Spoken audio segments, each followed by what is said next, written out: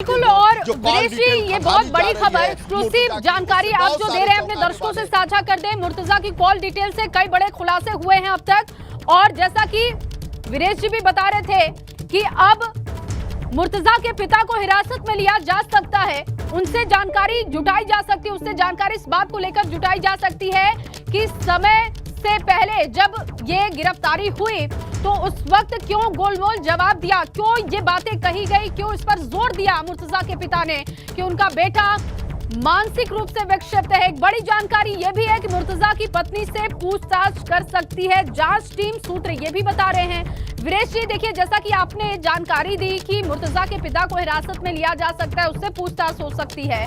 जानकारी इस बात की है कि मुर्तजा की पत्नी से भी टीम पूछताछ कर सकती है, उससे भी बातचीत कर सकती है, तमाम सवाल कर सकती है।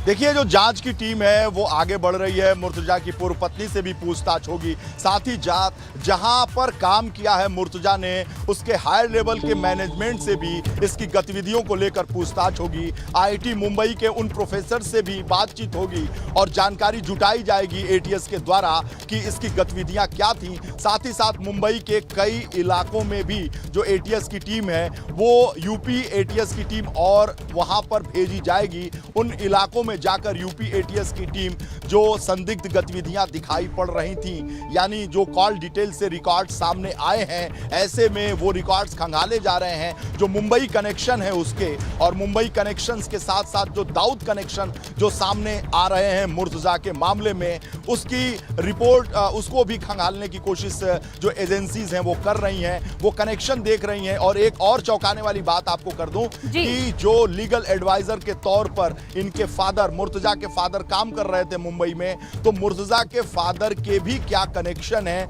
उनकी भी कॉल डिटेल जो एजेंसीज है वो खंगालेगी।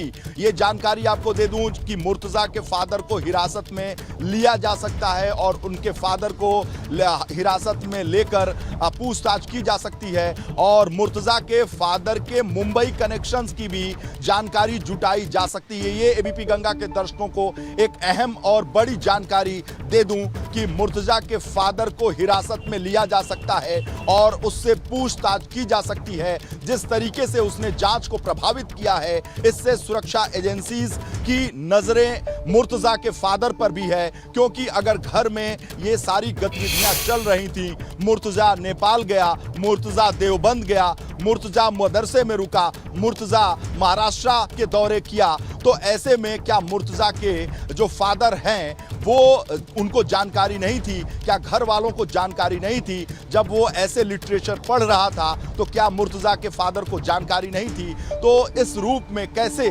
उसके दोस्त कौन है, जो कल मैं आपको जानकारी दे रहा था कि जिस वक्त हमला किया था मुर्तजा ने, उस वक्त उसके साथ 3 साथी वहां मौजूद थे। क्या वो संदिग्ध थे, क्या उसके पड़ोसी थे, क्या गोरखपुर के जानने वाले थे? लेकिन वो गोरखपुर के थे।